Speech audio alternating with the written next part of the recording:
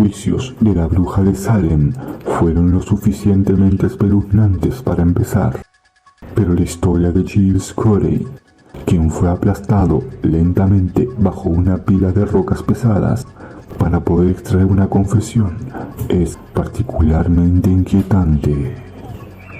Cuenta la leyenda que Corey pronunció una maldición contra Salem justo antes de su último aliento. Durante generaciones, se cuenta que supuestamente ha aparecido en el cementerio antes de que algo terrible esté a punto de suceder, incluido un incendio en 1914 que quemó toda una porción considerable de la ciudad.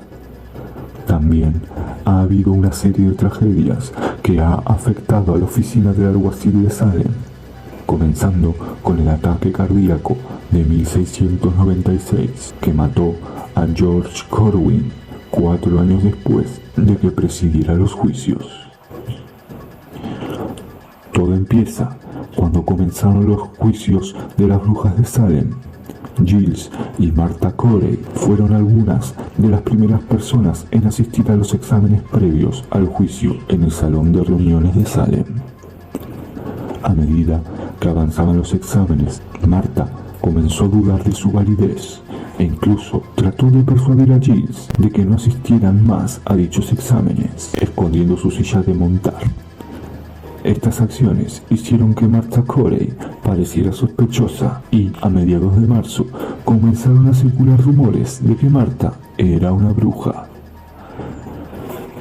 Los problemas de Corey comenzaron oficialmente el lunes 21 de marzo de 1692, cuando Martha Corey fue arrestada por cargos de brujería. Corey estaba tan envuelto en histeria colectiva que, según los informes, creyó las acusaciones contra su esposa e incluso testificó contra ella el 24 de marzo. Durante su testimonio en contra de Martha, habló de la repentina enfermedad de su buey y de su gato. Describió cómo su esposa se quedaba despierta hasta altas horas de la noche y se arrodillaba junto a la chimenea como si estuviera en oración, pero nunca le escuchó recitar ninguna de ellas. Luego, el 18 de abril de 1692, se emitió una orden de arresto contra Giles Corey, después de que varios vecinos lo acusaron de practicar brujería contra ellos.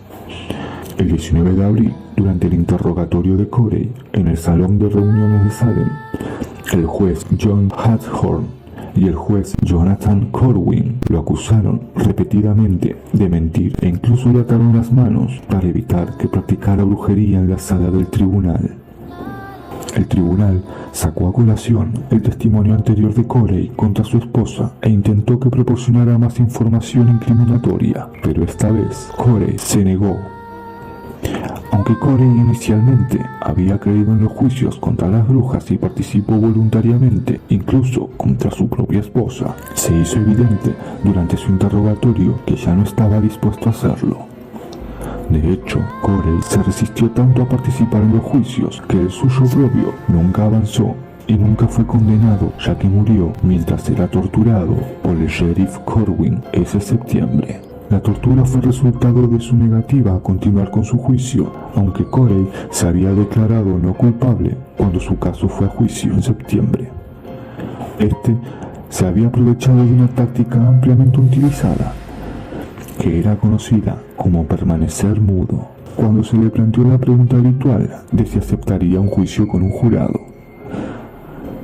La ley inglesa en ese momento ordenaba que cualquier preso que permaneciera mudo fuera torturado en un intento de obligarlo a hablar, una técnica conocida como peine forte et dure, que se traduce como castigo fuerte y severo.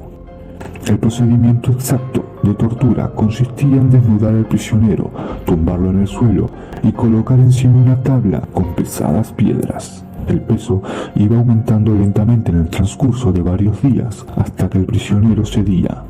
Aunque peine forte et dure nunca antes había utilizado en las colinas, el sheriff Corwin utilizó este método para torturar a Giles Corey en un campo vacío en la calle Howard.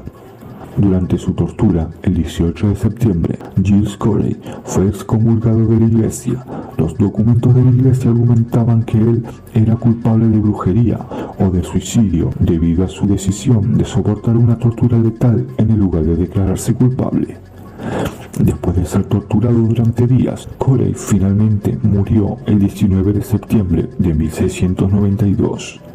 Durante mucho tiempo se rumoreaba que Corey, antes de morir, lanzó una maldición sobre Salem y su sheriff durante su tortura, gritando: «Maldito seas, te maldigo a ti y a todo Salem».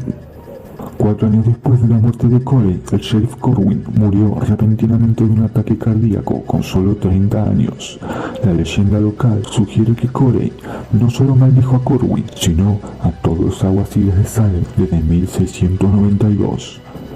En la década de 1970, después de que el alguacil de Salem, Robert E. Cahill, se viera obligado a jubilarse antes de tiempo debido a un derrame cerebral seguido de un ataque cardíaco y una enfermedad sanguínea poco común. Cahill cree que cuando la oficina del alguacil se trasladó de Salem a la nueva prisión en Middleton en 1991, rompió la maldición y salvó a los futuros alguaciles. Desde la mudanza, ningún alguacil había sido diagnosticado con afecciones cardíacas o enfermedades sanguíneas. Los lugareños también creen que el fantasma de Corey todavía ronda el área alrededor del cementerio de Howard Street, con el que se le conoce ahora, y que su fantasma se ve a menudo antes y después de que suceda un evento desagradable en la ciudad. Una de esas ocasiones ocurrió poco después del gran incendio de Salem de 1914, cuando los testigos vieron la figura fantasmal de un anciano flotando por el cementerio antes de que se extendiera y destruyera gran parte de la ciudad. El incendio en realidad comenzó cerca del área de Gallows Hill y Protector Beach, donde la esposa de Corey, Martha, y otras 18 personas fueron ahorcadas por brujería. ¿Ustedes qué creen? ¿Que Salem es un pueblo acechado por los fantasmas de los acusados de brujería? Los esperamos en nuestra próxima edición de Viernes Paranormal en Chupada, de la mano de Mr. Horror.